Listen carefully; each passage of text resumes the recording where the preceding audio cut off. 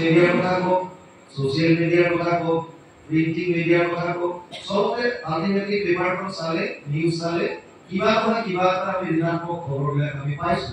তাৰ মানে ভাগৱত যদিও শুনিও আছো, তথাপিও আমাৰ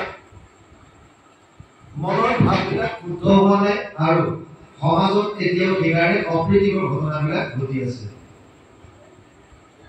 ইয়াৰ কি কাৰণ হ'ব পাৰে? প্ৰথম, হয়তো আমি ভাগৱত যেনেকৈ শুনিব লাগে তেনেকৈ হয়তো শ্ৰৱণ কৰিব পৰা নাই। দ্বিতীয়, যিসকল ব্যাখ্যাকাৰ বা আলোচক আমাৰ পৰা আপোনালোকে নিমন্ত্ৰণ কৰে, আমি হয়তো ভাগৱতৰ তত্ত্ববিলাক আপোনালোকৰ হৃদয় স্পৰ্শ কৰি সোমোৱাই দিয়াত বিফল হৈছো। ৩ নম্বৰ এটা কাৰণ হ'ব পাৰে, যদিও ভাগৱতৰ চৰ্চা চৌদিশে হৈছে, তাৰ মাজতো এচাম এতিয়াও আছে যোনে ভাগৱত শ্ৰৱণ কৰিব বিচৰা নাই বা ভাগৱত শ্ৰৱণ কৰা নাই। আৰু নহ'লে চতুৰ্থ এটা কাৰণ হ'ব পাৰে যে আমি শুনাটো শুনিছো, বুজাটো বুজিছো, কিন্তু আমি নামানো, কি কৰক। এই 4টা মূল কাৰণ হ'ব পাৰে। প্ৰথম কথা হৈছে ভাগৱত শুনিলে কেনেকৈ শুনিব? অৰ্জুনক গীতাত কৈছে শ্ৰদ্ধাৱান লব্ধতে জ্ঞানম তৎপৰেষাং যতেন্দ্ৰিয় জ্ঞানম লব্ধ্বা পৰম শান্তি অচিৰে অধিগচ্ছতি। ৪ৰ্থ অধ্যায় ৩৯ নম্বৰ শ্লোক গীতা। হে অৰ্জুন, যিজন শ্ৰদ্ধাৱান তেওঁহে জ্ঞান লাভ কৰিব পাৰিব। এতিয়া ভাগৱত শুনোতে যদি আমাৰ ভাগৱতৰ প্ৰতি শ্ৰদ্ধাই নাই, জাষ্ট অনুষ্ঠান হিচাপে যদি আমি শ্ৰৱণ কৰোঁ, তেতিয়াহ'লে ভাগৱতৰ তত্ত্ববিলাকে আমাৰ হৃদয় চুব নোৱাৰিব। আৰু শ্ৰদ্ধা কেতিয়া আহিব? যেতিয়া আমি তাৰ মাহাত্ম্যটো বুজিব। ভাগৱতত এনেকুৱা কি আছে? যিকোনো এজন ব্যক্তিৰ প্ৰতি আমাৰ শ্ৰদ্ধা কেতিয়া আহে? যেতিয়া মানুহজনৰ বিশেষ এটা গুণৰ বিষয়ে আমি গম পাওঁ। ভাগৱতত এনেকুৱা কি আছে? ভাগৱতৰ মাহাত্ম্যৰ বিষয়ে ব্যাসদেৱে পদ্মপুৰাণৰ উত্তৰখণ্ডত ৬টা অধ্যায়ত ভাগৱত মাহাত্ম্য নাম দি ভাগৱতৰ মহিমা গাইছে। আচলতে ভাগৱত শ্ৰৱণ কীৰ্তন কৰিলে কি হয়?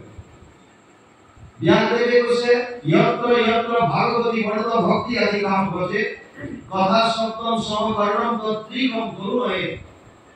পদ্মপুৰাণ উত্তৰখণ্ড ভাগৱত মাহাত্ম্য ৩য় অধ্যায় ৯ নম্বৰ শ্লোক। য'ত য'ত ভাগৱতৰ কথা হয়, যত্ৰ যত্ৰ ভাগৱতী বৰ্ত ভক্তি আদি কাম কৰে, তাহলে ভক্তি আদি আগমন ঘটে, মানে ভক্তি, জ্ঞান আৰু বৈৰাগ্য। আৰু শ্ৰোতাৰ হৃদয়ত ভক্তি, জ্ঞান, বৈৰাগ্য তিনিটাই স্থিৰ হয়। যিমান আপোনালোকে ভাগৱতৰ কথা শুনিব, কথা সপ্তম সমকৰণম ত্ৰিকম তৰুণে, এই তিনিটা তৰুণ হৈ গৈ থাকিব বুলি দিছে, জোৱাৰ হৈ গৈ থাকিব। কি? ভক্তি, জ্ঞান আৰু বৈৰাগ্য। ইয়াত থকালৈকে আপোনালোকৰ হৃদয়ৰ প্ৰতি ভক্তি বস্তু বাঢ়িব, জ্ঞান বৃদ্ধি হ'ব আৰু সংসাৰৰ প্ৰতি তিনিমান হ'ল বৈৰাগ্য আহিব। ইয়াত কোনো সন্দেহ নাই। কিন্তু ইয়াৰ পৰা ওলাই যোৱাৰ পাছত কোনে কিমান সময়লৈকে হৃদয়ত ভক্তি বস্তু ধাৰণ কৰি ৰাখিব পাৰে, সেয়া আমি আপোনালোকক দেখিছো।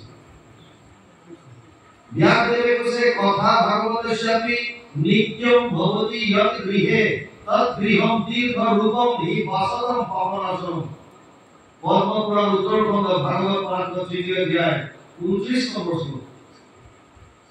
ভাগৱতৰ কথা যিখন ঘৰত সদায় হয়, এনেধৰণৰ অনুষ্ঠানত আমি ২ ঘণ্টা বা ৩ ঘণ্টা আলোচনা কৰিম, এটা বিশেষ আখ্যানৰ ওপৰত আলোচনা হ'ব। এয়া মাত্ৰ একোটা এডভাৰটাইজ বুলি কব। আমি জাষ্ট অকণমান চুই পেলাই কি আছে কথাটো ক'বলৈ চেষ্টা কৰিম, কিন্তু অভ্যাসটো আমি ঘৰত কৰিব লাগিব। যিখন ঘৰত সদায় ভাগৱতৰ চৰ্চা হয়, অকণমান হ'লেও শ্লোকাৰ্ধম শ্লোক পদম শ্ৰীমদ ভাগৱতম অকণমান যদি হয়,